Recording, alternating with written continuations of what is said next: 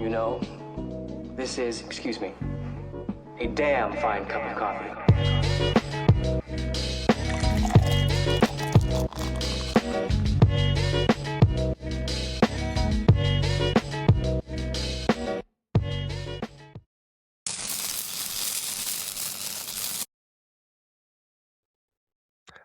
Welcome back to episode 5 of Caffeine and Cardboard. My name is Andrew. We're here with Tori and Eric today. Good morning, gentlemen. How are we doing this Sunday? Wonderful. Good. Weather here is fantastic.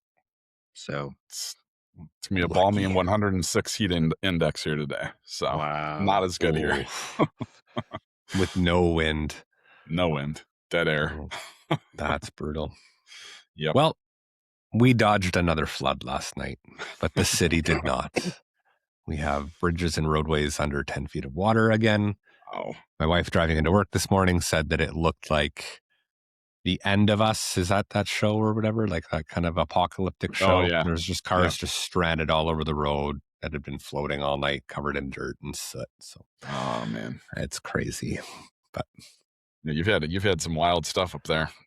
Yeah, which seems odd that far north. Yeah, to have that kind of tornadic weather. But yeah, we had there was like tennis ball size hail just about 10 clicks west of us. So wow. It died out right where we're living, and then intensified back into the city and interrupted the Post Malone concert. So I feel bad for those people, but we were a story. It's a story now. That's right. That's right. So we were in Vermont this weekend for a horse show for my daughter, and I couldn't have asked for better weather in late July. It was like 60 degrees at night. It was 80 degrees during the day. Perfect. A lot of sun. So, and since you're up in the mountains, it's not like there's a ton of shade because you are kind of the shade for other people down the valley. But it was fantastic weather, and I think we're setting ourselves up for something just horrific in August. So we'll see how it goes. So. Yeah, that's or good, like though. The worst winter to come. Yeah, something. That's what. Like I may have mentioned this on another episode, but we talk, and I'm not a native New Englander, but people go on vacation from here in the summer, and I'm always like, why would you leave here in the summer? Leave here in the winter. Leave here in like spring. Like March, April, even May, when it's it's like 40 degrees at night, and maybe it gets up to 50, and it's raining 4 out of 7 days a week. It's like that's the time to go on vacation.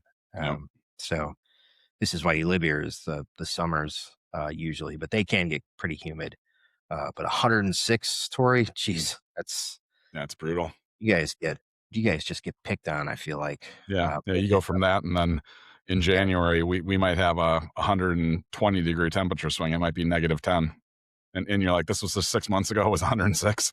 106. It's a heat index, so like it's probably 90 with the humidity, but still, like people think Minnesota is, you never get cold, you never get hot. Oh, no.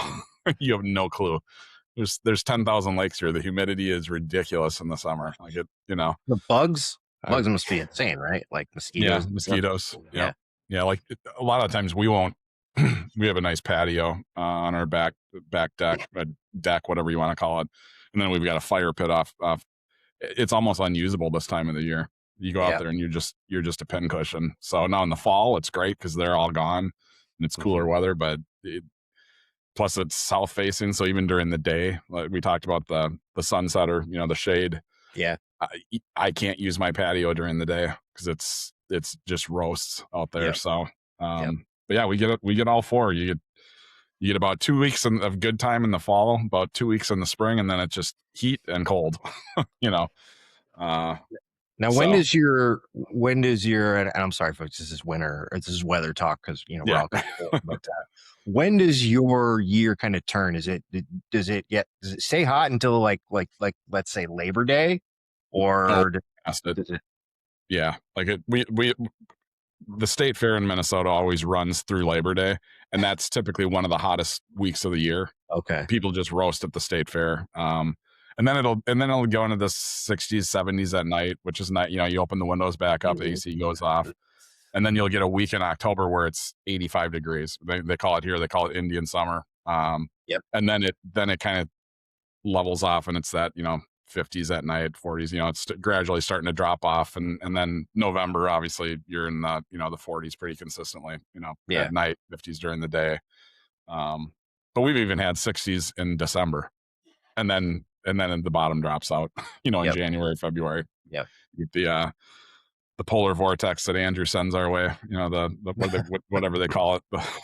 The Alberta Clippers. You're welcome. Alberta Clipper. Yeah, there you go. Alberta Clippers. So, you're welcome. Good times. Yeah, it's great. Well, it being 106 degrees outside in Minnesota, nothing better to do than talk ice cold hockey cards. Yes, sir. Totally. Yeah. So if you tune into episode 4, that was a milestone episode for us. Only 4 episodes in, and we got to sit down with the one, the only Matt Burrows of Upper Deck and talk the Team Canada product, and got to rip a box. And it was an awesome product to dive into and really learn the creative process that Matt had, not only in those cards, but kind of a sneak peek for some things to come. I think we're all pretty excited for that little tidbit that he gave us about the ice product. Mm-hmm. Those autographs sound incredible. Yeah. I can't wait to see that the sheet released for that. Any thoughts from you guys on the discussion with Matt last week, and just kind of reflect on that? I bought a box last night, and I've got some cards to show because it was wicked. It was wicked. Yeah. No, I enjoyed it. It was, is my song better? By It's the great. way? Yeah. Yeah. It's Okay, good. perfect. Yeah, I think it was great insight to, building the product out and teamwork it takes to do that. It was cool to hear about.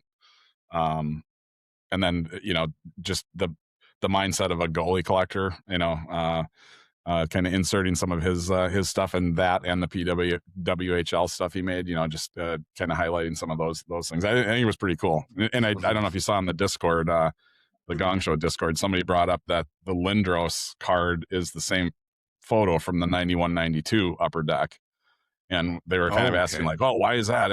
It's too bad they couldn't use a different picture. So I was able to say, "Well, we were told there was very limited all pictures about the photos." Yeah. So they were like, "Oh, that actually makes sense." So it's kind of cool to have that, like, "Hey guys, don't crap on them. There's a reason."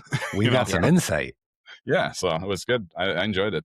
Yeah. We're industry gurus now. Yeah. Yeah, exactly. The two things that kind of stand out to me: number one, Matt was a great guest. Mhm. He came with questions. He came with insight. Brought a lot to the episode. It wasn't just he sat there and we fired questions. Like, he had a lot to say, which I really thought was fantastic. Yeah. And the other thing was, I'm kind of excited to watch his career develop now, just to see what he comes out with. And now that we have some insight into his mindset and how he builds these things, it's just another layer of like what we can hope to see from some of these products, and like, oh, okay, this is what he was talking about, and just trying to understand the process. But I'm excited to kind of see where he's going. I think Upper Deck made a great hire in getting him, and just his story from the I don't know whether it's the banks or where I think because he didn't come from an island in Alaska where he was he's teaching and stuff like that. That's just a great story. I mean, it's and it was just fantastic to kind of hear how he got into this. It sounds like this is, and I don't want to speak for him, but I got the impression this is kind of his dream job. So and I thought that was just really cool, just to hear where he came from. This is what he wanted to do. And in the interview, he built a set, which I thought was pretty awesome. Cool. Like he came prepared when he showed up there. So very, very cool. Really Yeah, glad that we got to talk to him, and I can't wait to talk to him again in the future. nothing screams passion for, what you are trying to achieve than to come and be like, I built a set. Let's talk about it. I'm not just going to talk about my creative process. I'm going to show you my creative process and what my thoughts are behind cards and really dive into that. And he did that with us as well. Like talking about, I loved that Pathway to Gold card and the story behind that with the N64 and the Mario card. I was like, that's really cool where you're pulling these ideas from. So yeah, it was a great opportunity to talk with Matt, and we are looking forward to talking with him again, probably in the relatively near future.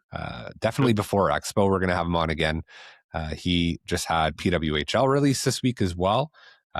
Tori dove into some of those boxes this week, and we've got some cards that we'll be showing a little later as well. So I was on the fence with PWHL last night and Team Canada, and I flipped the coin and it went to Team Canada last night. So happy I did that.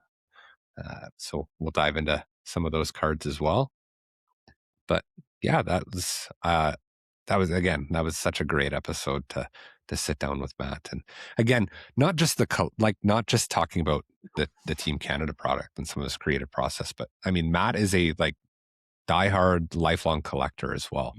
And that's what we love to hear about, is those collector stories and how your collections evolve over the years, and being purposeful with what you're acquiring, and how your tastes change and things like that, which is another great topic, and which we're going to be diving into shortly as well. So I really liked hearing Matt's story, because I knew Matt for several years before he got his job with Upper Deck, being the Marc-Andre Fleury collector and Tomcat sports cards, and really diving into his collecting. And he had a phenomenal Fleury collection over the years.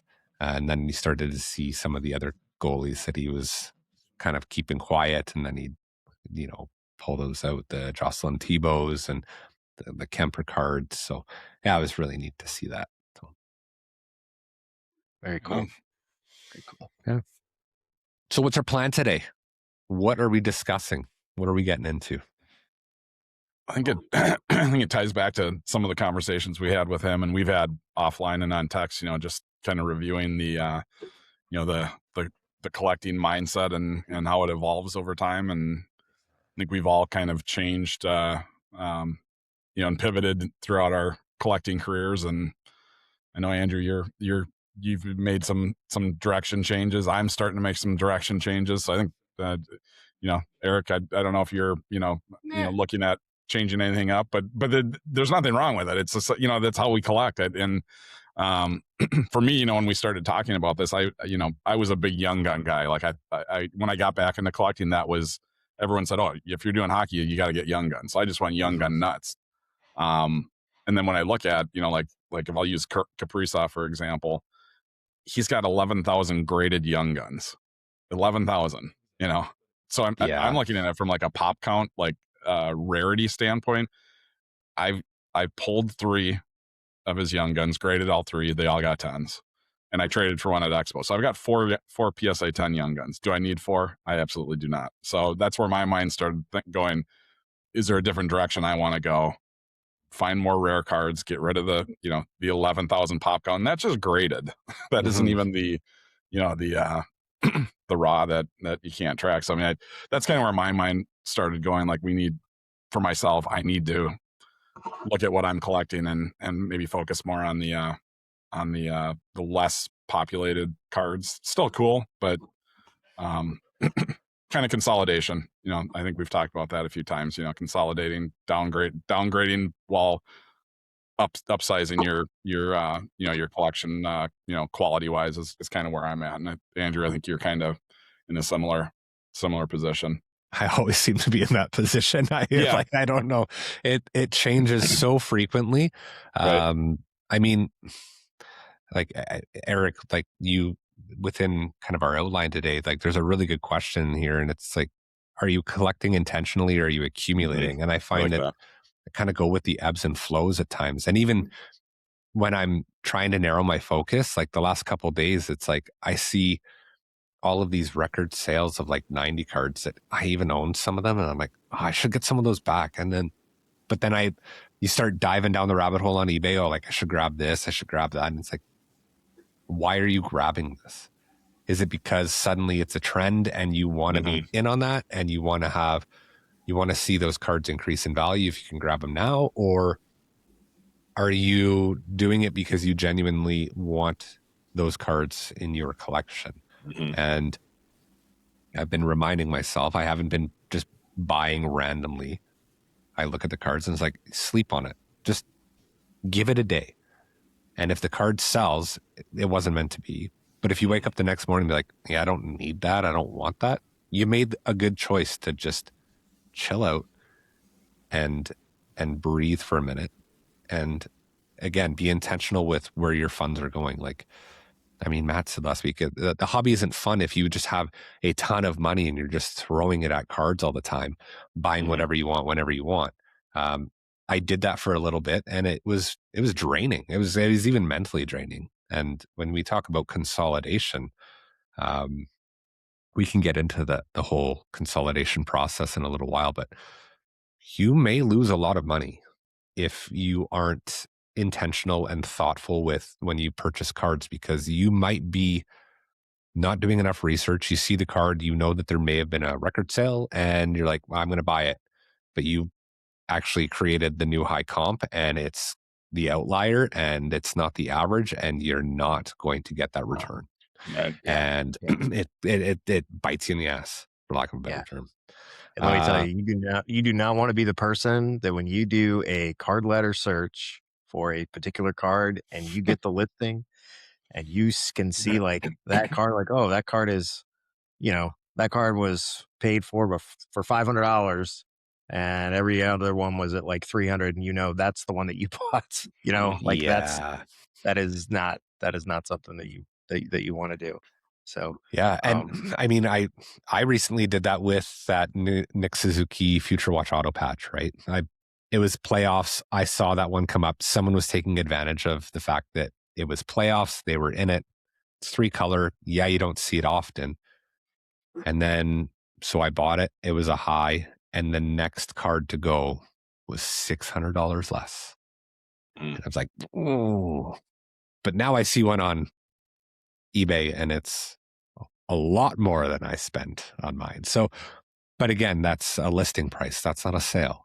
Right. So at there is some give and take there, but I definitely, that's one in my memory that's like, I bought into the hype. But also you have to sometimes be okay with that. There's been a few comps, I guess, that I've set the record sale on and I'm like, yeah, I'm fine with it. It's not a card that I'm looking to flip or, get rid of anytime soon. So sometimes you have to be okay with being the highest bidder or purchaser of a card if it's something that you want. Yeah. Yeah. And the thing that I try to remind myself of is like comps change all the time. I think for the longest time I had a pretty high comp on a Quinn Hughes Future Watch auto that I bought. And a couple of years later, that card has come back into the comps on that card have rebounded considerably just because, he's now on the wild and they've had some success and obviously his, the Team USA stuff didn't hurt either. So, I also think when it comes to cards that you want, don't get too don't worry so much about comps as like there are the cards that maybe you're looking at from an investment perspective, and then there's the cards that you're like, I really want that card. Now, to Tori's point, if you're like looking for a Kaprizov Young Gun, well, there's 11,000 PSA 10, so you should probably really just know that if one gets crazy on like a Thursday night Slab Sharks auction, and just go to the next one because there's going to be another one going on. Time a dozen. Yep. Yeah. But if it's something like, an an Emerald Surge of Kaprizov. Well, there's only 10 of those. And you better just kind of keep in mind that you may need to go after that one, because if you really want it, you don't know when another one's gonna show up. So there's so many, the more you stay in this hobby, there's just so many lessons along the way. And we talk about being the accumulator versus the collector. Even within there's so many different facets, because I can be a collector, okay, but then I should also be thinking about, well, what am I collecting? Am I okay? Maybe I'm not just accumulating cards randomly. All right, maybe I'm just getting Washington Capitals cards. But does it really make sense to get every single card from not only Ovechkin or not only Wilson, but John Carlson or Nicholas Backstrom, like those types of cards? Is that really what I want to do? So I feel like even if you're like, oh, I'm focused, I should always be trying to figure out, like, okay, are these cards I really need? Or these cards that I really want? And to Andrew's point, and he's made me think about this a little bit more, like, what am I going to do with these cards? Are they just going to sit in a shoebox somewhere? Are they going to just, kind of make me feel good from an ego perspective? Like, okay, I own this card. Or am I going to one day like try to display them? So those are starting to go into my thought process as I'm looking at cards. The other thing I'll just say is that, we're in the Ultimate season, right? So Ultimate just came out. I was thinking about this today. Ultimate has really, really grown on me from a set perspective. I love the cards. I love how they're photographed. They're a higher quality stock. They're usually like in the 50 to 75 point range, from a thickness perspective. They just feel good in your hands. And I love those cards, but it's like you gotta, even within sets, like you gotta, like, what is it that you're looking for out of sets? Like, are you just gonna do like if you're a little bit of a break guy like myself, are you just gonna chase after some teams? Okay, you do that. You're probably gonna get very specific players from that checklist. Okay. But then maybe you want to do some randoms, because you're also like, oh man, I'm kind of missing out on in my chance to pull a Schaefer, or my chance to get a Demidov or something like that. So I will mix in some randoms too, just because I like having those cards. But with those cards comes a lot of comes with quantity, right? So now I've got stacks, and some of those are you can see on this on my desk here, just stacks of cards from sets, from doing randoms or something like that. So it's always trying to evaluate, like, okay, what is the game plan here? And sometimes I'm just saying, look, I want to have some fun. I want to see what I can get. I did some randoms this week. I got a really nice card. I don't have it yet, so I'm not going to talk too much about it. But I'm pretty happy that I was able to get the card. So there's so many different like pieces of it, guys. Like when it comes to like accumulating versus collection, it's so many different facets within both of those. And so it's always, like you say, Andrew, like trying to figure out, like, okay, what part am I trying to do here? What do I want out of this? Yeah. And I love, that's one great thing that I love about this hobby, is that there are so many lanes and there's so many ways to collect and curate or accumulate. And there's no right or wrong way to do it. It's whatever suits you. It's that individualistic approach. And at the end of the day, if it makes you happy, great. If you're the flipper type that wants to collect a few of those cards, but always try and build up money, whether you look at it from that investment perspective, awesome. If you want to find just old ratty cards because they tell a story, then great. You can find anything, and I think that's something that we all see firsthand day to day when you're go on your Instagram and it's like story sales, whatnot posts. Like, it's just like, it's almost like overwhelming. Like it's like walking through a casino. You're just hit in your face with so many different things, to the point where you're like, oh, am I missing out? Am I?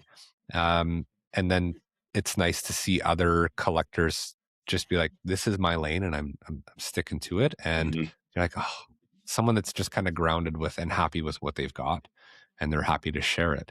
And it doesn't matter if it's a $2 card or a $10,000 card.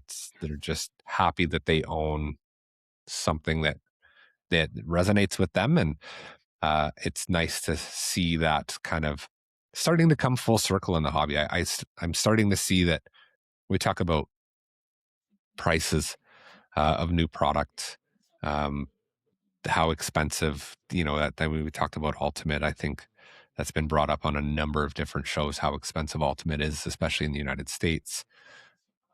It's starting to, people do feel priced out to some degree of opening a box themselves and enjoying it. But there's also other products that you can open and just enjoy, but it's listening to that hype of, I need the new player, I need this, look what I have, I've got the Schaefer, I've got the Demidov, or you could go rip a product from 1920 and be like, oh, pulled some really cool rookie autos that haven't surfaced in 6 years, and I finally have one out, right? There's so many different avenues. Or you're just focused on not ripping any product, which as of until the Team Canada product, I was very good at doing. I had stopped ripping boxes other than what we were opening on the show.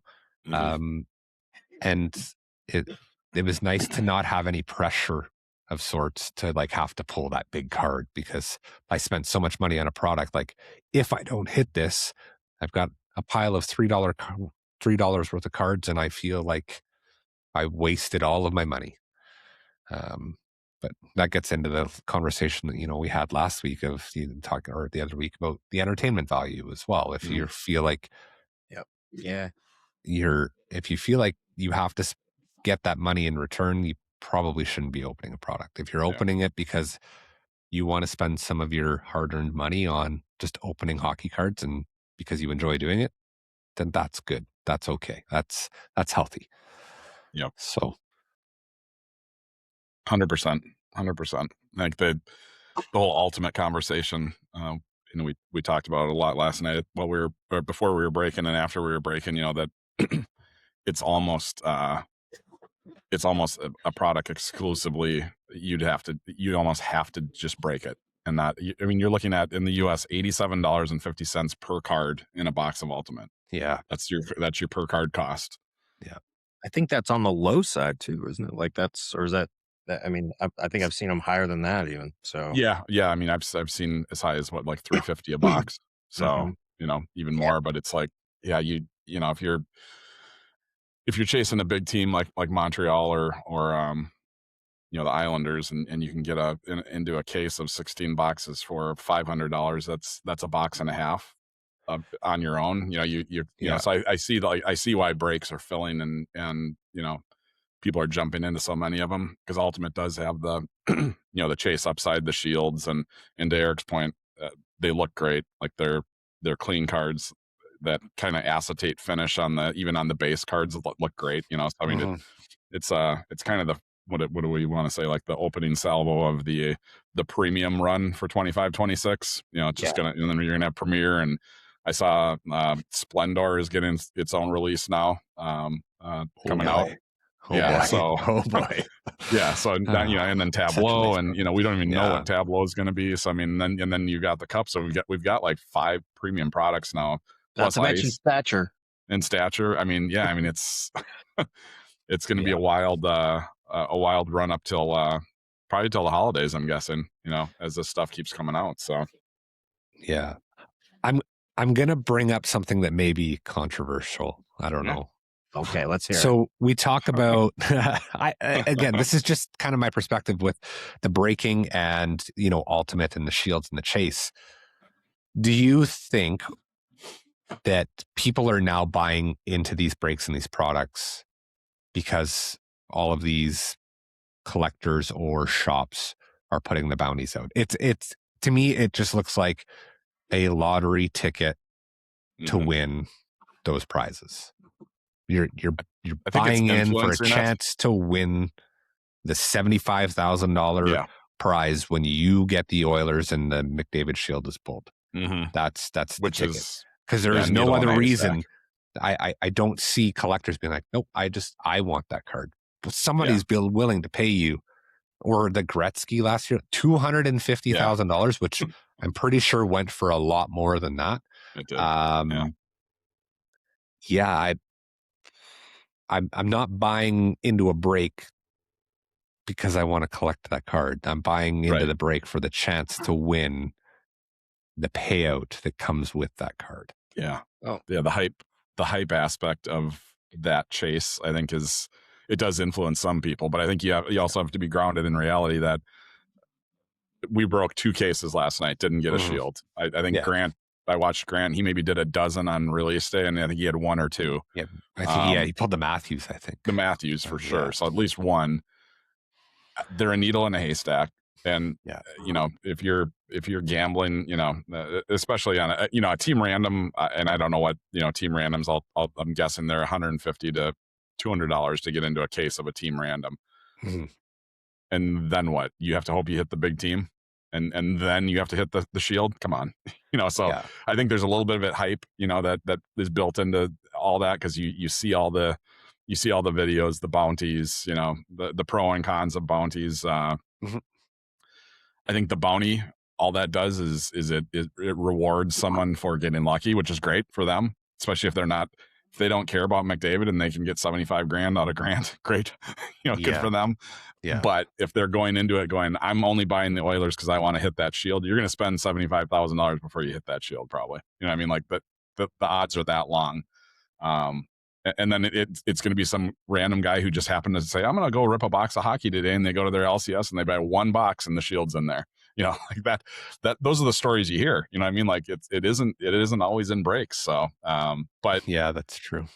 I think it's contributes to it, but I think also to Eric's point, the nice look, the quality, the first premium product. I mean, not crapping on Parkhurst, but we just came off Parkhurst and that was not a great product. And now all of a sudden Ultimate comes out and like Parkhurst is a distant memory now, so, and it's only 2 weeks old. So, but not that I want to like, I don't want to go off topic too. Like I want to stay on this topic, but you just brought up like that one lucky card. So did you see the sale of that Ovechkin shield with the inscription? Yeah. No. Yeah, I did. So it went for $250,000 or $260,000 US. Yeah. That card was pulled at my LCS. Wow. Was it really? Crazy. Yeah. Wow. Oh, wow. Did they sell it on like Golden or Fanatics? Where did they sell on? They did sell it through an auction. I think it was Golden. Heritage or okay. Or it was something. There's a story behind the whole grading thing. I'm not going to talk about it here on the show. Sure. But it was some really interesting insight on that card. So, but I just thought that like that was a guy just bought a tin and there it is. So it is that crazy like those things, those do exist. But back to what we were saying, like Eric, what are your thoughts? Because I know you do buy into breaks, and I'm not slighting you in the least. Like everyone's got their lane, and I see some new people in the hobby. They think that that's all it is, and they're just chasing those buyouts. Well, but yeah, I mean, I think everybody goes through a little bit of learning process when it comes to breaks, trying to figure out like what you should be doing versus what you can do. I have hit I think I've talked about it before. I did hit a shield. The way I hit the shield was on a random, I think I owned one team and it was the Flyers. It was a 22-23 Ultimate break. And I own the Flyers in a random. Of course, I'm thinking, okay, I'm not going to hit anything. And then I go and get, I get a Carter Hart shield, right? So, but I had to sit on that card obviously for a long time. Okay. yeah, So even then, like it wasn't like I was able to sell it immediately and take advantage of that. So, I do think that breaks have a lane. I think to Tori's point, Ultimate I think it's a really good product for breaks, just because you're only getting 4 cards to a box, and it's something that they can rip through, and like they can rip through a, even like an eight, like an inner can be done in like a matter of minutes, which just kind of speeds up the watch. I will say this though, is when to your question, Andrew, as far as the breaks and people chasing for the shields, obviously that's a part of it. I couldn't tell you. I think the only bounty that I've heard of so far that I know of is somebody was offering 11,000 Canadian for the Makar shield, and I was like, oh, okay, but like I don't think those are in the front of folks' minds when it comes to Ultimate. I think it's just, do they want a shield? Yes. Is that part of it? Yeah. But there's also other cards that in that set, whether it's the the Ultimate Rookies, which a couple of years ago I bought a case of I bought a case of 23-24 Ultimate, and I hit a Bedard in one of the first couple boxes. Actually, I had 2 Bedard signatures in that case. That was really, really cool. So, but that, those are out of 99, but that's a staple in the hobby, is that, and I'm trying to think, is it the Ultimate Rookies or the Ultimate Signatures? It's the out of 99. So we hit with Demidov was one of those last night. I think it's the Ultimate Signatures. Okay, was that the patch variety, Tori, or was no? It just the auto alone. Yeah, Ultimate Rookies out of 99. Yeah. So I have the Kaprizov of that. I bought it at some place. It's one of my favorite cards. So it's not just the shield. I think it's just the onboard, the on card autos. You can get some that are like 3-4 autos. I saw somebody had one from like 2006 that had Gretzky, Lemieux, Howe, and somebody else. I mean, I can't imagine having a card like that. So there's so many awesome cards in that set. There's also a lot of duds, don't get me wrong. But for me, as somebody that really likes just holding cards and just being able to say like, wow, look at that card. I mean, to me, it's the perfect. It's a really good compromise between like a low end card. I'm going to call a lure on the low end as far as things that I like to go after, versus something on the high end like the cup, where I just it's to me, like I see the cup and I just those are really nice, but I can only do so much of that. So I think the Ultimate's kind of a sweet spot in that area. Premier, I'll just say I have gotten kind of off of Premier. I used to think of Premier like I do Ultimate today. I think Premier is just it's not, to me, it's just not as maybe it's just a personal preference thing, and maybe it's the shield thing. I don't know, but I tend to think of Ultimate before I think of Premier. So sure. Yeah. I think something else to consider too is there's such an influx of non-hockey people coming into hockey that chase the logo man, chase the NFL shield. Now they see NHL shield as like the top. This is the card to get as a flipper, and that's what a lot of these, I think a lot of the outside influence coming in is looking at, like, well, the logo man for LeBron James goes for 6 figures. Maybe McDavid, maybe obviously Gretzky, but I think there's some outside influence now in hockey, which is fine. I mean, new money is not bad money, but it is the intention there as a collector, or is it there as a flipper? It's definitely not a collector focus for some of the people coming in just chasing the shield for the flip upside, which is fine. Like and that like my question comes partially from wanting to stir the pot a bit, but also partially from just me being a little naive and kind of leaning into some of my collector biases.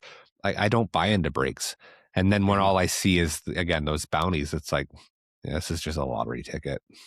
Yeah. So and again, that's just my perspective.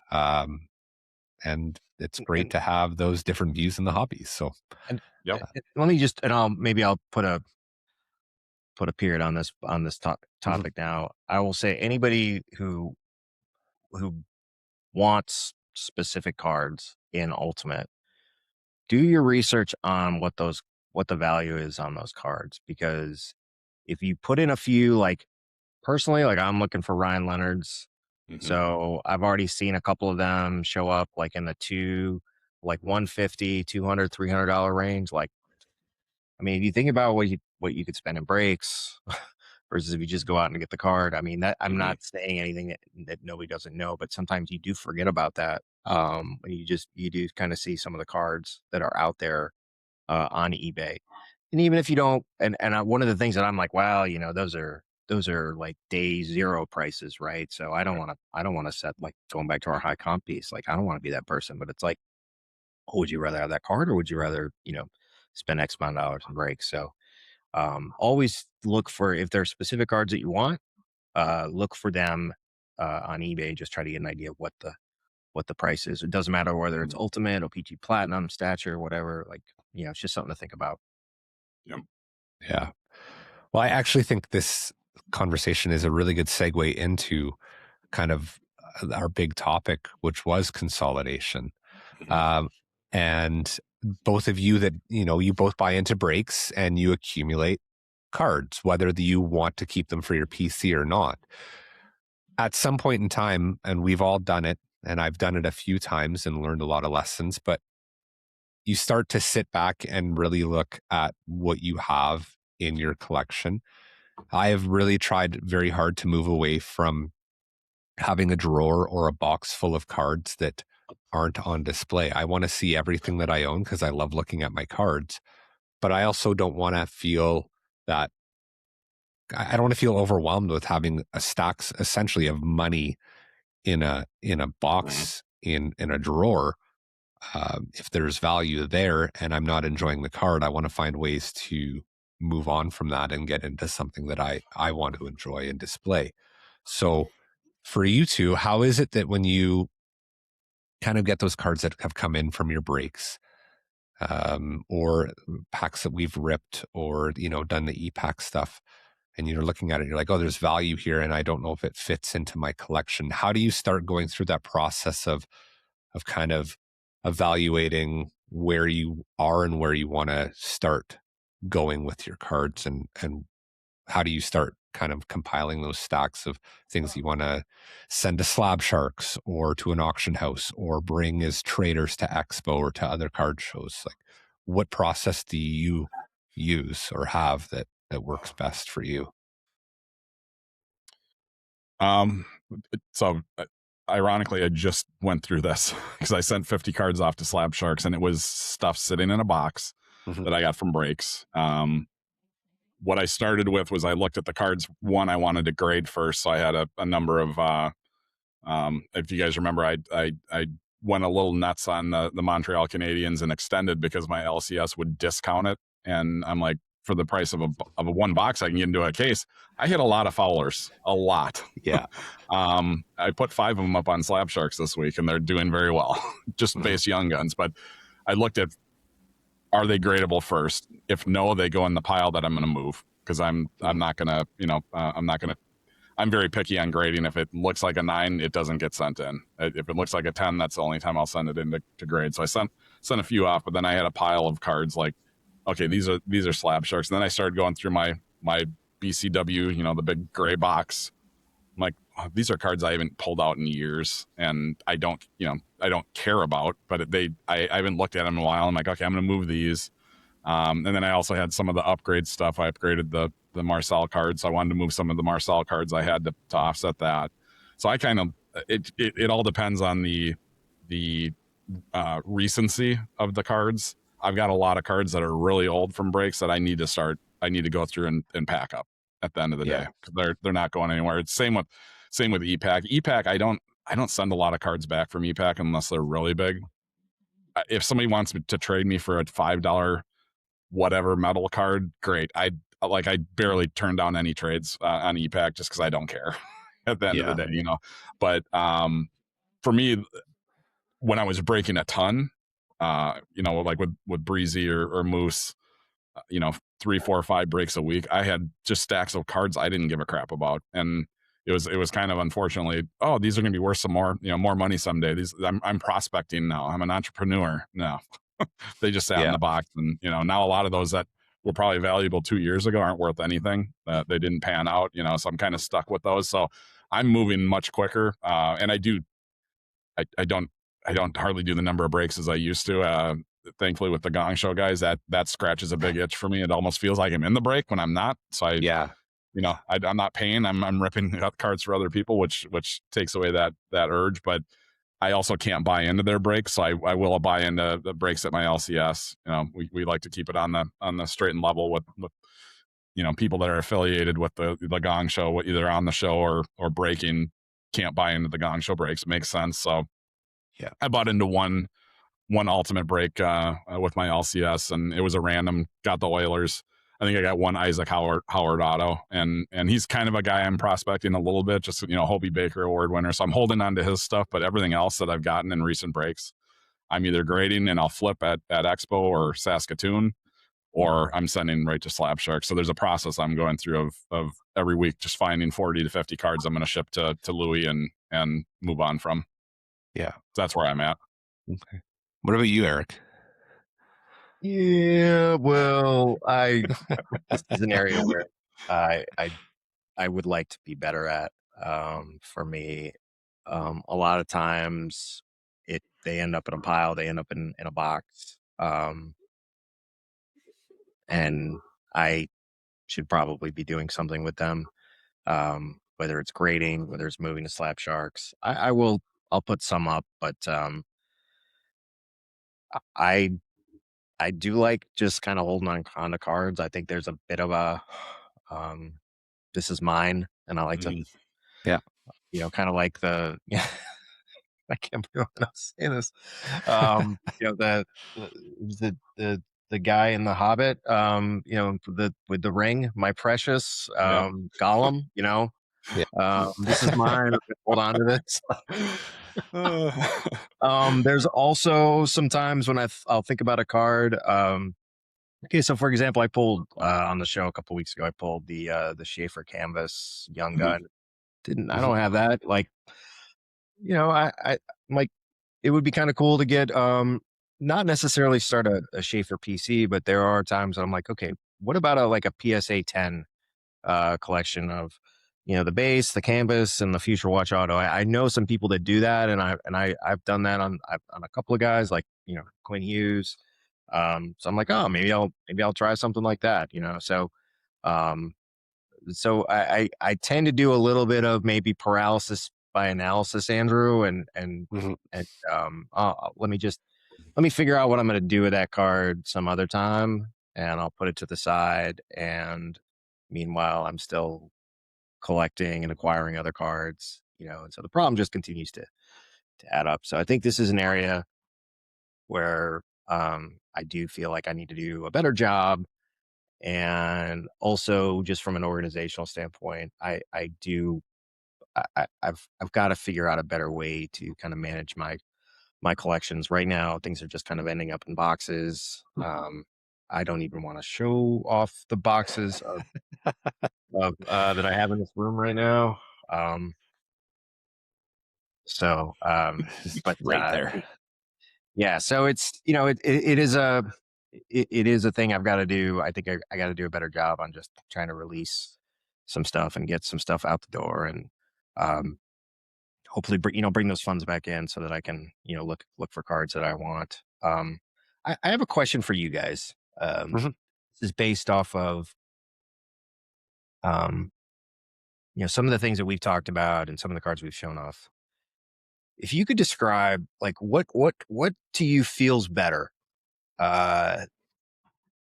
You hit a big card in a break or a pack, or you find a card on eBay and you're able to make a deal for it. What feels better to you? Short term. The break, short or long term. Yeah, this is long term, like like, and I'm sure Andrew, you and I are kind of going similar paths with kind of refocusing, researching, searching for, finding, making the deal. Long term, that feels better, but I think we've all experienced recently, pulling a big card, whether it's pack or e-pack or in a break. the dopamine, man, that's immediate and it feels good, but it seems like 24 hours later, it's gone. Where, you get your cool card, you've researched, this is one I really want, you kind of look at it with a little more pride. Long term, it may not be as high a high, but it feels better long term. That's kind of where I'm at. Yeah, I'm the same. I mean, I have pulled a few big cards over the year, like out of some loose packs, and I still remember biggest card ever was that Connor Bedard Emerald Surge rookie. Mm-hmm. Like that was absolutely insane. And that was like right when the product was released. It was such a hype and so exciting.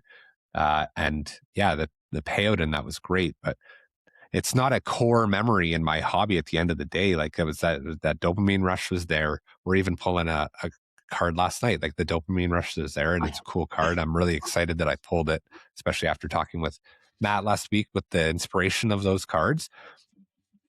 But long term, that doesn't fit in my collection. The card that I've been most excited for in the last 6 months was $70. Yeah. And I can't stop looking at this card. It just like it does something to me on several levels, like emotionally, as much as you can have emotion in a card, but like it hits a lot of boxes, whether it be the story behind it, the photo, the nostalgic pieces of that card. It's something that you can't pull out of a pack necessarily. That's just so.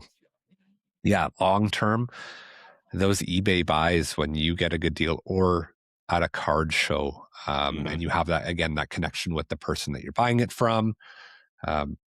We always talk about the community being such a big part of the hobby. A lot of that comes with the stories and things like that. If you're pulling a big card, you're ripping packs with friends.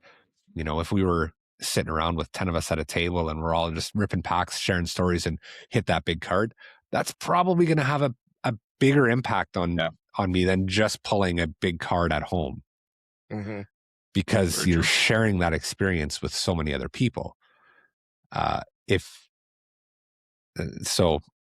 guess it's dependent on a number of things, but overall, it's finding those little hidden gems that you're just like, I really want that card, and it does something to you on many more levels than, again, just pulling that big card. Yeah. So I mean, I think what I should have said is not like it is one better than the other, but I mean, just kind of describing the feeling. I agree with both of you on that. And it kind of one of the things I was looking at on the outline here, as far as like, what do you have cards that you would never sell, that you would never get rid of? Is it when making that decision, do you think it's like the player? Do you think it's the story behind the card? Do you think it's, the value of the card is just going to continue to go up? Like maybe it's all three of those things, but I've been thinking about, since I saw that question on here, I've been thinking about like, what is there a card that I wouldn't get rid of? I don't know. I'm sure there's a couple, but it was a harder for me. It was a harder question to answer. Like, it wasn't just like an automatic, like, oh, it's this one, So I didn't know what you guys thought about that. I think at the end of the day, you can't take these cards with you when you move on. Yeah. So to me, at some point, I'll sell every card. Are some cards harder to sell than others? Absolutely. There's a card in my drawer that's not on display. It has a price tag on it, and it is I've never put it out at a show or tried to flip it.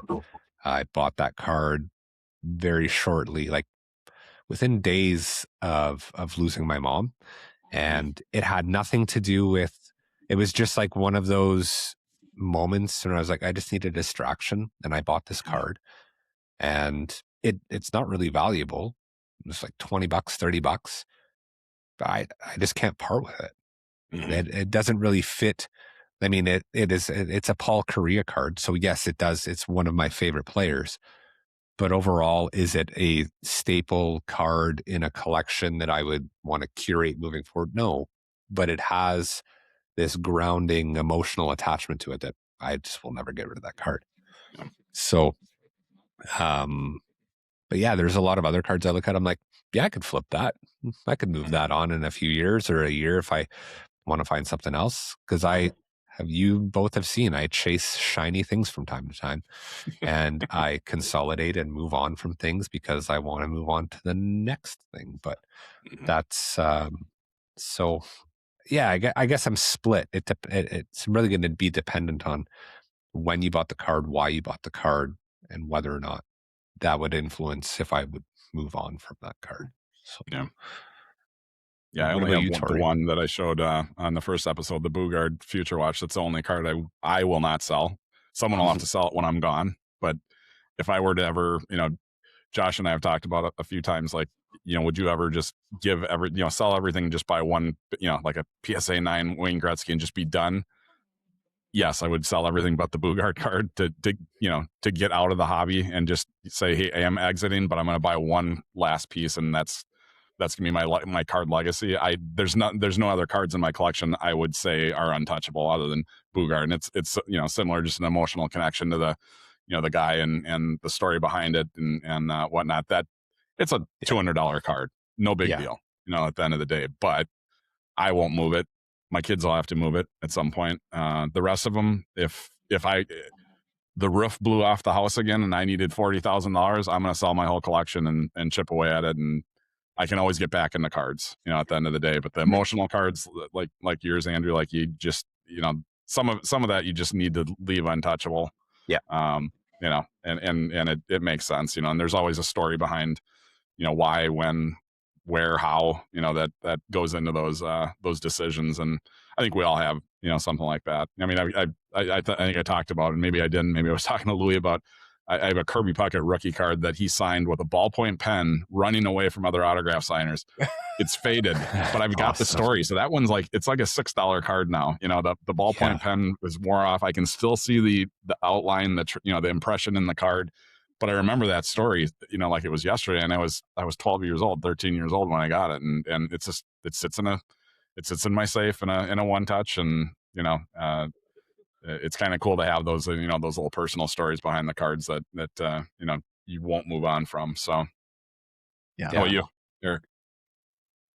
Well, I mean, if we're gonna talk like cards I will never sell, I got mine is probably a baseball card, and it's ironic because I hate the Yankees. But when I was 12, I walked into a card store with my dad. It was it was owned by a fellow fireman, and he had 84 Donruss packs.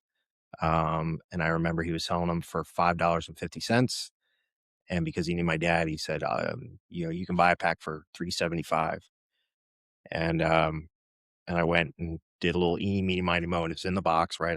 And I went 4 down, grabbed the pack out, and I pulled the Don Mattingly rookie.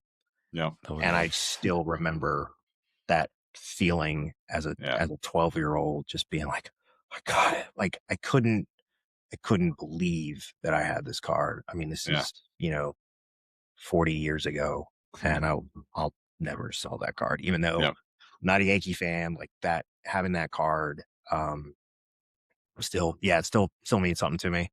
And it's just sitting. And honestly, if I'm being honest, it's just sitting in a box somewhere. But like when I pull it and I look at it, I'm just like, I remember that moment. I remember going to get the Beckett and finding the card. So yeah, that's probably mine. That's probably mine. As far as like hockey cards, I've definitely moved more into hockey, and there are cards that I probably wouldn't want to sell, but they're probably not cards that I have yet. I mean, I think about some of the cards I still would like to get. I've talked about like, getting into an Ovechkin emblems of endorsement or something like that. That would be a card that I probably wouldn't want to get rid of. Tom Wilson High Gloss, I still don't own one of those. Like I'm still looking to get a Young Gun up for one of those. So, but I think to Tori's point, right? Like, I mean, these are at some point, you can't, and you too, Andrew, like you can't take them with you. You're going to have to get rid of them. And like having gone through that with a family member who passed away and having to, get, empty their house and get rid of everything. Like I got to think about like, what do I want my kid to have to deal with, at some point. So Yeah. yeah, these are all things to ponder as we get older. So Yeah. Absolutely. And I think it's really interesting and great that we all have a card, but it is ingrained, or it's embedded in such an emotional attachment to something that has gone on in our lives, whether like with 12 years old, losing your mom, that story with, the pucket and that running away, like there's more to the card. The card is just almost that reminder of the moment in time. And we at we all connect with material objects when they have that when they stir that emotion in us. Otherwise, it's a piece of cardboard. But the second that it taps into those memories, it does something completely different. And I think that's what makes the card special, and what makes collecting special, if you can hold on to those and have a story for kind of everything that you're bringing into your collection, which is what I want to tap into more of, is have stories behind the collections or the cards that you're bringing in, that it's more than just a piece of cardboard. It is something that triggers an emotional response or a memory or something beyond just, this looks wicked. So I'm so excited I've been diving into this and really trying to find more of those cards. I still buy cards that don't do that at all. Sure. But you're finding more of them and diving in and wanting to tell a story. And it's really exciting to have that kind of fire kind of burning in what I want to collect. So I think that's really cool that we all have that similar outlook, at least in some of our cards in our collection. So Great. yeah. Well, I guess that kind of ties into us setting new goals, perhaps. I mean, that's the goal that I'm trying to achieve, is finding cards that kind of go down those two paths simultaneously. Is there anything with your collecting, Eric, that kind of has steered you in a direction that you want to go moving forward? Or are you kind of at that fork in the road still with, I'm not sure where I want to be at yet? But I mean, I think I just want to have fun. I think that's what it really comes down to. I still really want to be entertained. I love opening cards. I love looking at the value. I love putting them in sleeves. I think for me, like, I mean, goal wise, it was just to maybe, stay off of Ultimate to a certain extent, like have some fun with it, but then, recognize when you're ready to pull off and like kind of wait for the next thing. I'm really excited for Stature. That is going to be the product for me that I'm gonna kind of quote unquote war chest for, and try to get some things. I mean, as far as other goals, yeah, I'd like to. I am definitely interested in expanding my Ovechkin collection, like I've mentioned before. Um, Andrew, I mean, it was just, I'll bring this story up because it was, this week where, you pointed me in the direction of the exact emblems of endorsement card that I wanted. Andrew found it on an Instagram page, and, I messaged the guy, and, for me, I thought he wanted like way over what I've seen other people paying for those cards. And so we had a discussion, and he thought the market was in one area or going in that direction, and I thought it was going to be too much to pay. So we, just respectfully decided to, go in different directions. But it was still cool to kind of like see that card and be like, okay, that's probably something that I want at one point, but like, let's keep looking. And at the end of the day, I want to be able to respect myself, I guess, when it comes to getting some of those big end cards, but at the end of the day, for me, guys, it really is about having fun and enjoying the hobby.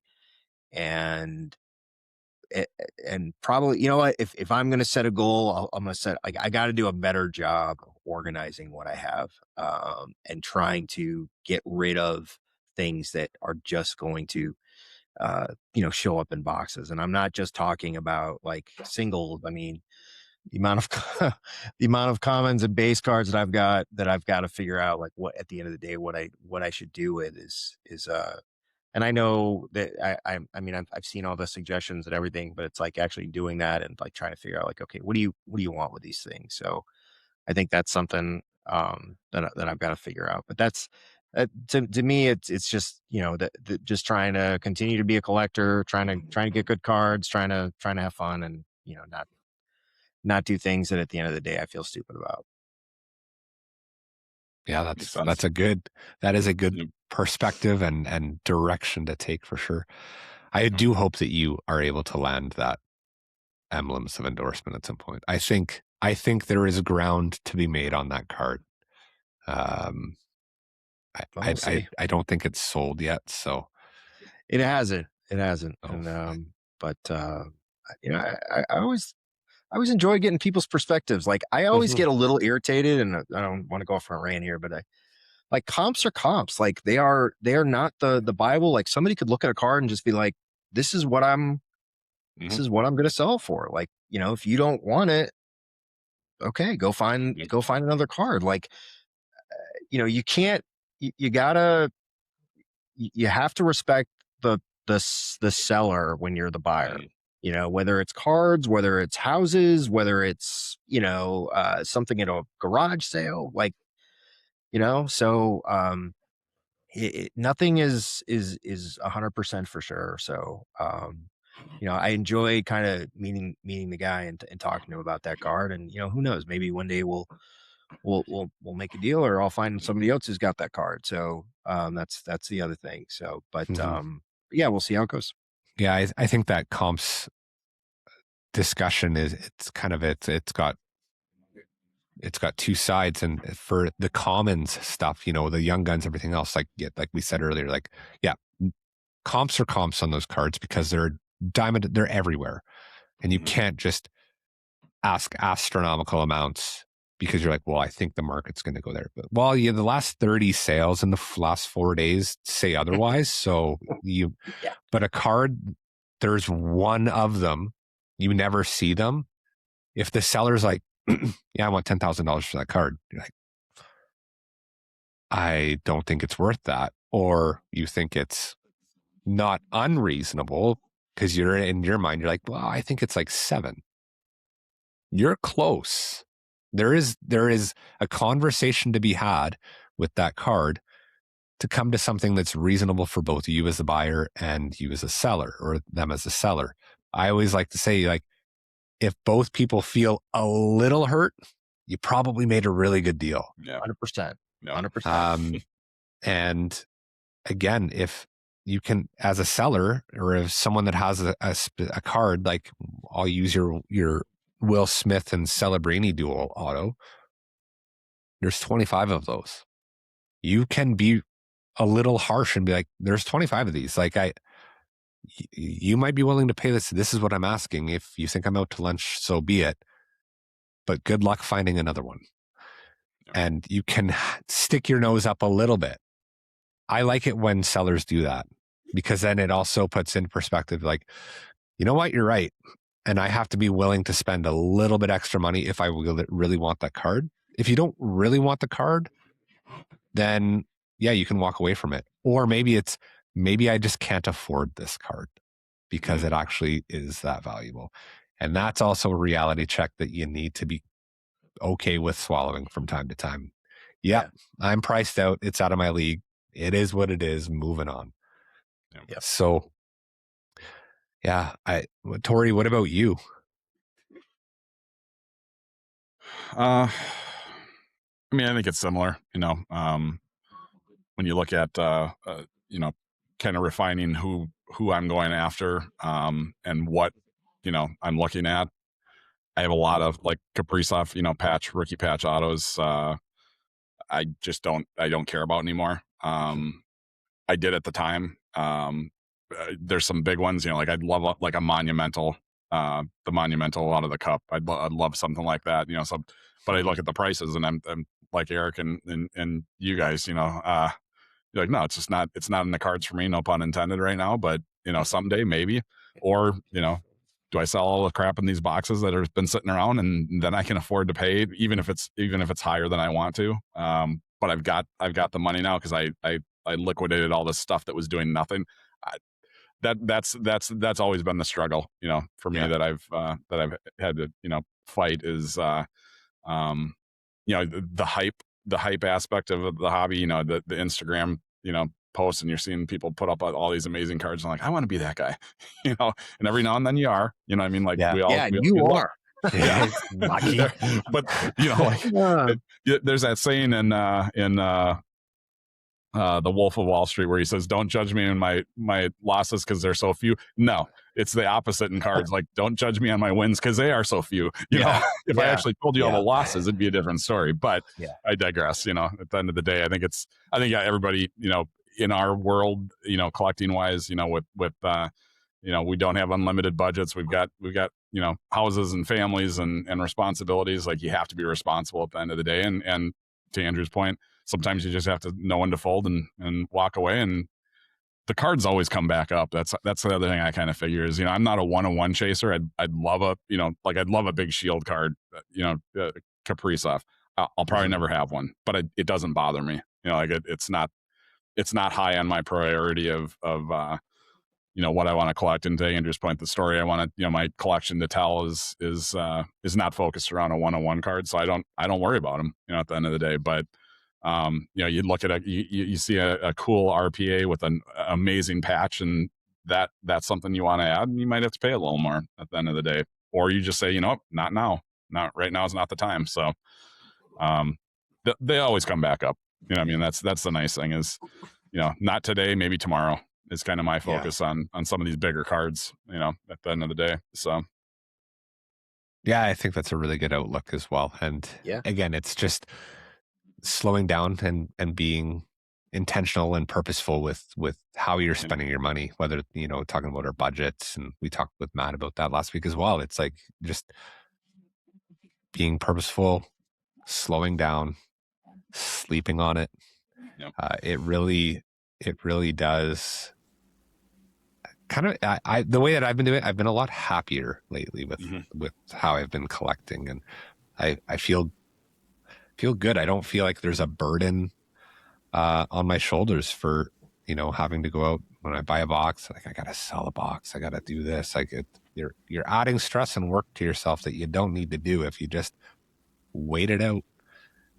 War chest for Expo and be like, I'm just going to look for these cards. It's a good reset. And I've really been enjoying that. And I mean, I showed you guys a bit, like I've been wanting to change I've been focusing not on the cards, but on the space in which I enjoy my cards, painting walls, trying to put up some nice photos and things like that in the space that I can sit back and have a cup of coffee and just look at my collection. Like, I really like this. And it's a nice space. It adds to the hobby for me. So there's so many other ways to enjoy the hobby. You don't have to just chase the next card. You can clean up your space, make it better, organize your cards, go through what you have, decide what you want to get rid of and where you want your collection to go. So it's great. Absolutely. So let's, speaking of where our collection's going, why don't we dive into our last little segment here with cards that we've picked up, or cards that we've pulled, Tori? And get into some of those. So who wants to go first on the show and tell segment of our show? Well, I think I should go first, because I think I'm like my stuff this week has been pretty not anything fantastic. So I would, and we can build up to some of the, because I know you guys had some good weeks. So well, let's start with this one for Eric. I think this is a great card. Okay. Oh yeah. Yeah. So this is a card. To be honest, so this is a card I have not really showed off yet. It's a card I've had for a little while. I got in a break at some point earlier this year. So this is but I've never really shown it off. So I was like, okay, let me pick this one. So this is the Ultimate Chapter, Brian Leach. So 1994 Stanley Cup Final. So that is supposedly a patch. That's a game worn patch from a game in the 1994 Stanley Cup Final. And just look at that sig, boys. I mean, that's just a great signature. I'm not a Brian Leach guy, but I pulling this card was pretty cool. It's pretty special. Just the patch, the sig. Brian Leach was during my kind of my as I was kind of exiting the hobby the first time, as I was starting to get a little bit older, going into the Navy. But obviously just a fantastic player. So wanted to show that off. Yeah, so sweet. Awesome. Yeah, I think that's again the fact that the patch is from those games in the 94 Stanley Cup Final series. It has a piece of history, and a legacy for Brian Leach. It tells, again, that kind of goes back to the card tells a story. It's not just a card. There's more to it. So I think that's a beautiful card, and that autograph. Yeah, he has a fantastic autograph. I do need to say that I have not chased this down yet. And maybe somebody in the comments, or we'll get some feedback on this. I do feel like there's some questions on some of these patches that Upper Deck has said some stuff about, like maybe I don't want to say anything because I'm not sure, but like I do feel like I've heard that some of these patches, the authenticity of them is somewhat questioned, not like directly from Upper Deck. So I feel like there's been some announcements in the last 4 or 5 months on some of these things. I could be wrong. I almost wonder if it was an April Fool's thing, to be honest with you. So, but I'm pointing it out there. So if anybody knows if I'm mistaken, or if anybody can confirm anything on the patches for these cards, please let us know, because I'm curious. We just lost our we lost boy. Andrew. So okay. Yeah, no, I think I've heard that as well, and I've wondered the same. Not just me, so it is. Yeah, okay. Yeah, but to your point, like, was it a haha? Probably not the best haha to pull on a hobby. Yeah, because people forget that if it was a joke, at the end of the day, some people might not realize that, and then it becomes fact. Yeah. So hopefully there's some. I'll try to do a little bit more. Yeah. That, yeah. See what I can find. Yeah. So. Yeah. Hopefully we can get Andrew back in here. Yeah,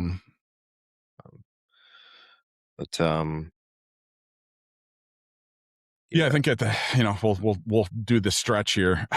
Yeah. At this point, he'll pull it back together. So since we can't share screens or anything. The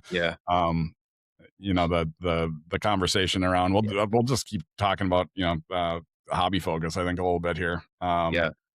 Just keep the topic moving while Andrew gets back in. Looking at your collection, were you a big Young Guns guy? Was that like, when you got back into it, was that a big focus for you as well, or was it? So I think so. Yes, the answer is yes, and I think as I've gotten more into it, I like ripping the flagship.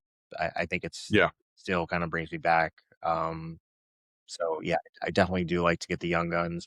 I don't treat them as wholly, kind of out of the box as I used to. Like, I gotta make sure I've taken care of. I now know that like 80% of these guys are, we're never going to see again. Never. So so I mean, Young Guns are great, but like one thing I don't do is I really try not to. I really try to do a better job when it comes to, if I'm going to buy a PSA 10. Like if I'm going to buy a Young Gun, most likely it's going to be a PSA 10 at this point. I really try to do a better job when it comes to like buying prices, because I understand like they're going to be a dime a dozen quite honestly, if you're looking for the base cards. So, Mhm. if it's an exclusive or deluxe or obviously Right. one of the outbursts, that's something different. But, Yep. just Agree. and the other thing is like I'll try to. If I do have some that I bought at kind of high prices, as soon as those comps come back, like I'm getting rid of them. Moving So, on. Yeah. Yep. Agree. Yeah. And then the same similar boat. I mean, that's when I talked about earlier about the Capri Softs, the base Young Guns. I think I'm going to focus on, like, I've got a clear cut PSA 10 Young Gun of Capri Soft. Like, I'll keep that. Oh wow, I didn't know. I don't need the base now. Like, it's kind of almost like the next step up. Like, if I could get a deluxe or an exclusive PSA 10, maybe that's the progression. Is I just move on from the step down for the step up and just have one. Because to your point, like I've got at one point earlier this year, no, it was late last year. High Gloss CBJ on the Discord, he buys a lot of just boxes of cards, and he does a really good job of selling. He does Low to mid, $1 to $10, $20 cards. I don't have the patience for it. He has the tools. Like, he's got a nice scanner. He's got a setup. Yeah. I had a box of Young Guns. I didn't even want to look through. I was pretty much like, make an offer, and he made me a fair offer. And it was one of those where I don't want to know how much you sold some of these for. Yeah. So, I'm moving on from him. On at some point. Yeah, we should. John's a great guy, man. Yeah, he's really good dude.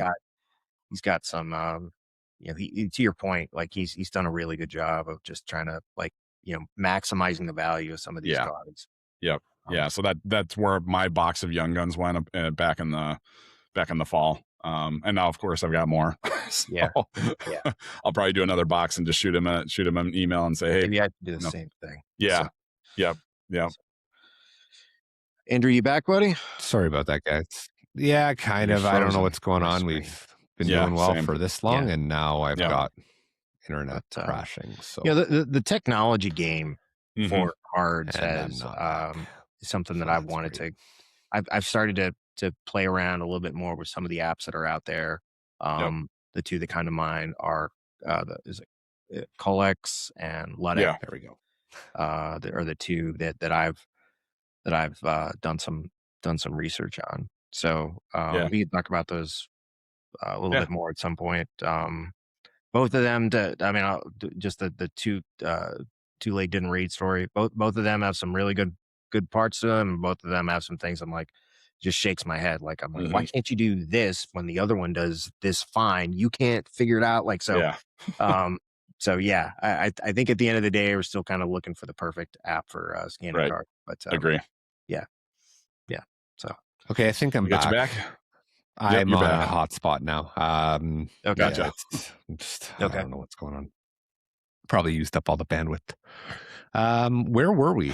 So I showed the Brian Leach card. You guys were talking about that. That's where we're. Yep. Okay. Yep. And we just filled with some Young Gun banter. So we're back if you're back. Yeah. Let's see it's if a I great can thing pull about the this hobby, up. right? Like we can just talk about whatever. Yeah. There's so many different ways that we can do this. So, So Mail Day. These are some cards I got for Mail Day the last couple of weeks, or I'm sorry, in the last week here. So, So are we just getting the wheel of nothing here? Yeah, we see it. Oh, you see it? I see. Wonderful. Keep talking about it then. That's great. Yep. Yeah. So ultimate rookie signatures of Matthew Kessel from the Blues, D-Man. So yeah, this was one of the cards that I hit. Can you flip to the next one? Yeah. There's really no reason to spend a ton of time talking about these, but just still like cool cards. This is 24-25 ultimate, I think, out of those, if I'm not mistaken. So, then there's this 4-patch of the Blues of Rob Tom, Buchnevich, Neighbors, and Jordan Kyrou, who's now on the Caps. So, I like these cards. I think they're, I don't think they're really super valuable, but I've got a couple of them that the patches look really cool, and so yeah, not a bad card. I don't 149, so not a ton. What's cool about that one is they're all different colors. Yeah, sometimes you see like 2 white and 2 blue, and that's it. This is kind of a cool, Yeah, little different. So yeah, it goes back to the ultimate thing, right? There's it's not just a Shield product. I don't think. I think there's a lot of really cool cards in this set. So yep. And we crashed them again. You crashed them again. So yeah, no, I agree. It's just ripping it last night. Like I hadn't. The last time I saw Ultimate was, obviously the Celebrini year.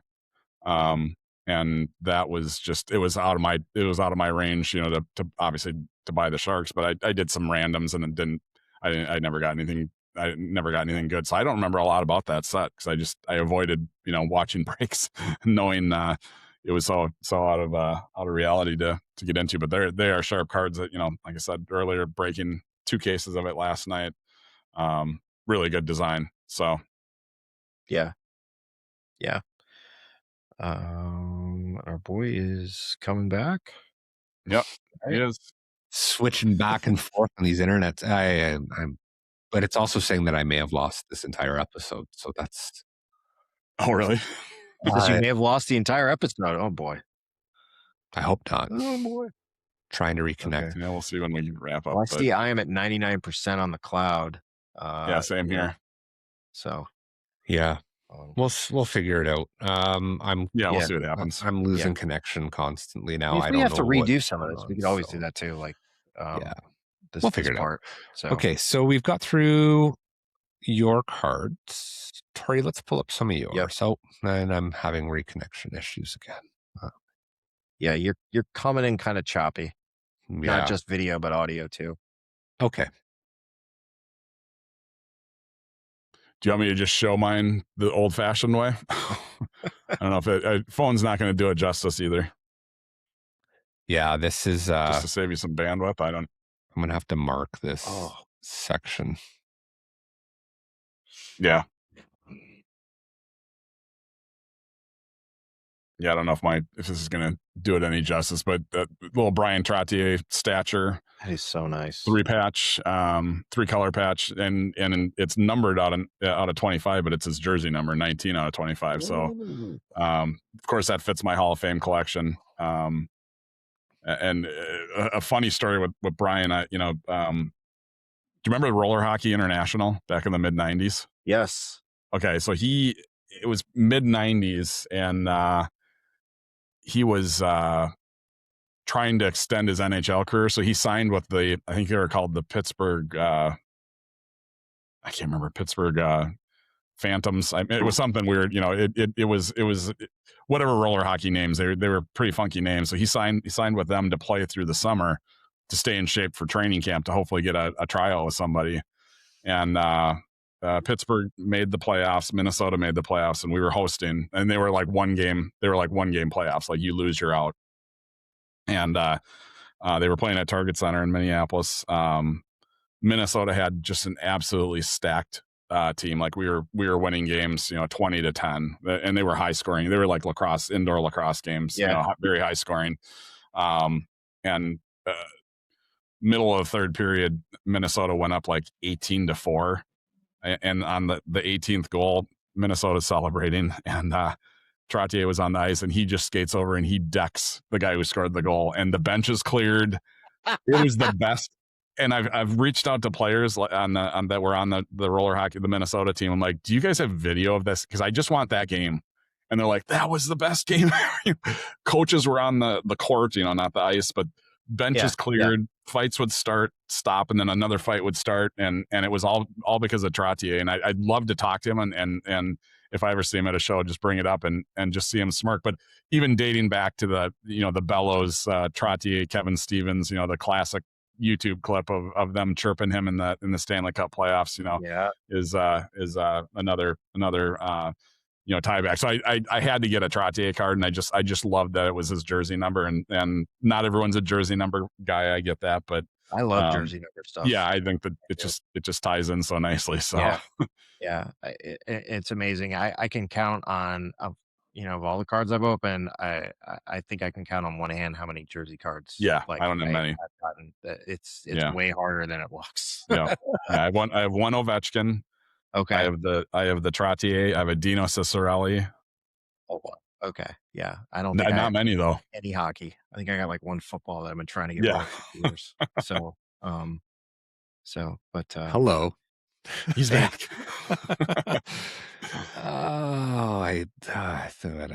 Technology, eh? Yeah. Yep. It's okay. We're back. That's all right. So do you still have, is it still showing cards on your screen? it is not. Wonderful. Okay. So we've gone through Eric's cards. What did I miss? I just showed the Trottier and gave a little Trottier story. Okay, of so I've not shown the other one. Yeah. And Tori, I will say, so I follow that roller hockey league on Instagram. I don't know if you do. No, Like, I didn't know they're still around. Of some of those games, like obviously like little clips and stuff. Okay. So I'll have to look that up. That was a fun 2 years. We had the Arctic Blast, Minnesota Arctic Blast. Yeah. It was fun. Yeah. So all right, your video looks good now. Yeah, all of a sudden you're we'll see. Yeah. I'm gonna push a button and see what changes We'll here. see what Tori, we're happens. gonna show your next card. All right. The big one. There we go. Probably the biggest card I've ever hit, and it was on EPAC, which metal 24-25 metal on EPAC is grossly cheap, underpriced, like $129 a box. And it was one of those, like, the day before payday, every 2 weeks, I would just go buy a box of metal. And like I said, don't judge me on my losses. There's a ton. So I only show my wins, and this was one of them. So, I mean, most of the time I'm getting like a $5 auto, decent numbered card, but this was one of those where you're hitting the button, you're hitting next, and you're just kind of like, and I'm like, what? What the hell, So probably the biggest card I've ever hit, even in buying boxes or in a break, I've never hit one this big. So yeah, super happy with it. It's gradable. It's got a little bit of a left bottom corner issue, but a 8.5 or 9 PMG is pretty damn good grade wise. Okay. And so this will probably be one I send off for grading and hopefully get back. It's not one I want to move, but if the price was right, or there was a good card I'd want to trade out of this one, this would be a good card for me to move on from if that came up. If not, I'm happy holding on to it. So yeah, no, it's a beautiful card. Yeah, The they do PMGs such a good job. So trending upwards again, I think so. Yep. Which is great. Yeah, I got a lot of. I don't know anything about PMGs, so at some point we got to talk about PMGs, because I think Tori, you're talking about maybe going from Young Guns to maybe transitioning to more of a PMG type collection. I don't know anything about PMGs. That'd be a good episode. I'd love to talk more about it. I mean, I can do my own research, but I feel like it'd be good for the show to maybe just kind of talk about that. Might be a good one to bring Josh on for too. He's a big PMG guy himself. Oh yeah. If he's willing to join the show, and he's got some crazy, Lemieux, the first year, the 2012, 2013 Fleer retro, those are the grails for PMG collectors. As you find a Gretzky or a Lemieux or a Crosby, Ovechkin, those are the first year PMGs, are highly, highly sought after. So he might be a good one we bring on sometime. Yeah. So let's get that guy on. I hear he knows something about hockey cards. Yeah. And you know what? He's not busy with anything else. He doesn't do he's any got nothing shows. else going on. He doesn't have his own breaks, and breaks and interviewing presidents of Upper Deck. Nothing. He's got plenty of time. You can sit down with a couple basement collectors here. Yep. So. Awesome. Well, I'm going to try and get through. I know we have a few more cards, but I have a feeling that we're going to crash at some point again. So I'll just get through the last few cards. I guess we'll move on to my stuff here real quick. We'll just quickly show. We were talking about Matt's product last week, and I broke another box last night at home, shared it with you guys. So first card that I was really excited to pull is the representing the flag, Connor McDavid. That is such that's a beauty. Beautiful card. It's a really nice card. And oh my God. Yes, it's a sticker auto, but Matt and his team did such a great job of hiding the sticker. Like you have to hold it, like looking at it under my bright lights, it is very hard to see the sticker. Like it's awesome. they did a really good job of that. So kudos to you, Matt. Great job. That was a wicked card. And then the card that has got me so excited for collecting, and you guys have seen it, but I absolutely love it because it has such a great story behind it, is this one here. 1952 Parkhurst Maurice Richard that has been destroyed by bicycle spokes. Spokes, that's so cool. Yeah. So somebody used it for like a coffee mug coaster or something. Yeah. Like it. Couple things about it. I bought it on eBay. It was $70. Some of you may think that it's way of an overpay. I don't care. There's a story behind it. The seller had his father's card was in his collection. His father was born in the early 1950s. Him and his friends collected cards. His friends hated the Montreal Canadiens and loved the Toronto Maple Leafs. So they used all of the Canadiens cards in their bike spokes. So this was clipped to a bicycle with, a clothesline or a close clip, whatever you want to call those things. Yep. Clothespin. Yep. Clothespin. Yeah. And it rode around in a bicycle spoke for a long time.